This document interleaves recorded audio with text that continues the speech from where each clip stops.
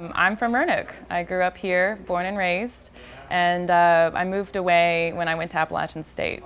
So that was 4 years away in a place that felt like home. It had a lot of the same vibe as Roanoke does, so, and that was one of the things that drew me to Appalachian in the first place.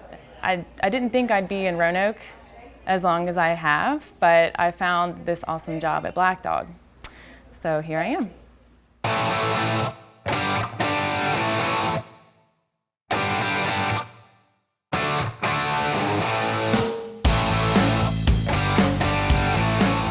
So Black Dog Salvage is an architectural salvage company, which means we go out into the field when buildings are condemned, schools, houses, churches. We've done a jail, we've done amusement parks, I mean, you name it, like the weirder the better.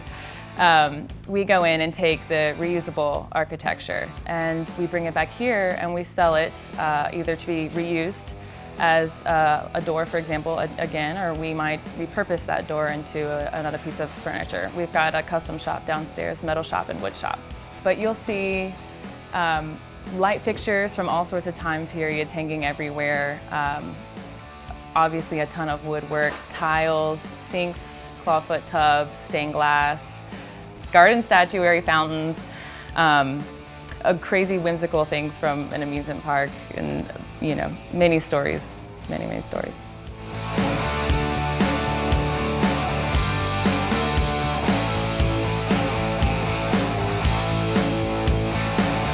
It's really fascinating how the show has progressed and how people have, I mean, literally from all over the U.S. are coming to see us. And when I started, there was only like 10 or 11 people, and now we're about 31. You know, we hired her to work, and she turned out to be great at work and great on TV too. So it was a fortunate hire. It's been fun to watch her grow, because from the first time she was on TV, real scared and not know what to say, and to now she's Can't shut her up. Yeah.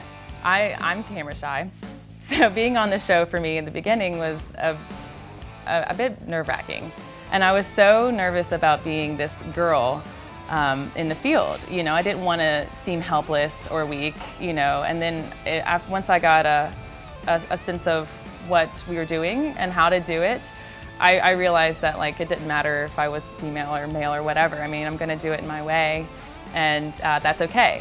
I mean, we have our own ways of doing things and our own viewpoint, and it's all a balance, right? So, the yin and yang.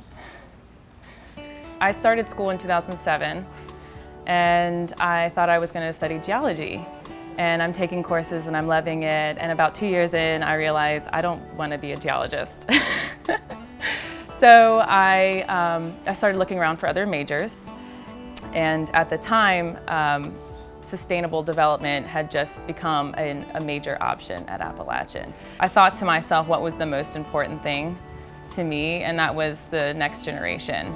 And the whole foundation of sustainable development is being able to develop so that the current generation's needs are met without compromising the needs of the next generation.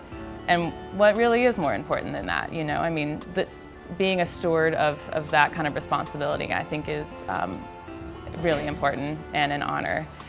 So for Black Dog, I go out in the field when we have a salvage job, and I'm actually getting in the dirt and grime and taking apart things, and it's so much fun.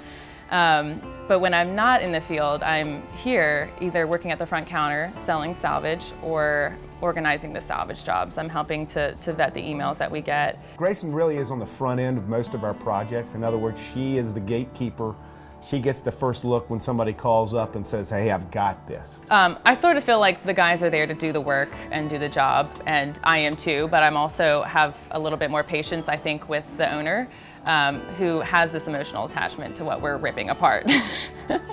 And usually it's something very personal, like someone's home, someone's grandparents' home, their great-grandmother or grandfather built this place. It's a farmstead, it's been the family. It's very emotional to see it go. It's a destructive process that we're in. It's kind of like, it's kind of tough to watch sometimes. So we have to ease the edges a little bit. You have to be right? sensitive. You're dealing with people's lives, their history. You know, we're taking something down that's connected to the community. and or individuals. And Yeah, it's we have- sensitive. You have to be respectful of that.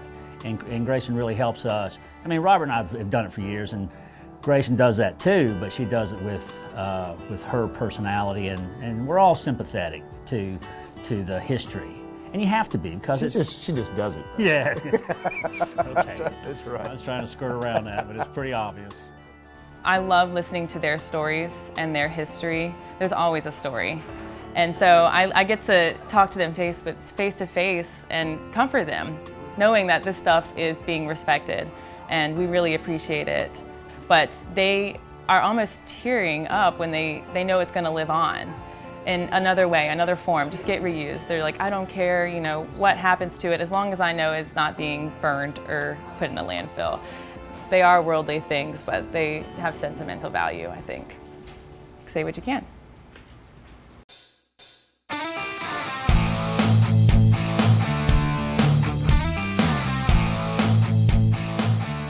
Well, our business is in its core is recycling. And so the sustainability is reuse. That's one of the components of you know, that particular genre is you know, don't throw it away. Figure out how you can capture the energy that was put into that particular piece for what it was intended to be, or for an upcycling job. Because you know, that energy, once it's thrown away, is lost. And that really in its core is sustainability. Yeah, one of the first conversations I had with her about her degree, that was one of the things she said it was really about, was not only, hey, let's just recycle, or let's, you know, it's much deeper than that, and it's based on the fact that the only way that kind of effort can be sustained is for people to be sustained by it. So. Yeah, it's got to make a living. I mean, just out there saying you're going to do it is one thing, but making it a lifestyle, a way of making a living, then that becomes sustainable in its own right. It's got momentum. It's got the ability to provide salaries and livelihoods for the people involved, and all the ancillary things that are happening around it. One of the main principles, the main principle probably, of sustainable development is the emphasis on social equity, environment, and economics. And what I do here at Black Dog is we are working in a business. So obviously our aim is to make a profit. But we also are salvaging reusable and repurposing architecture and keeping that out of our waste streams. You know, things that would have ended up being in the burn pile or landfill, essentially. So it feels right to be working somewhere where I'm kind of contributing to that social change. Yeah, I feel good about what I'm doing, and I believe in the work that we do.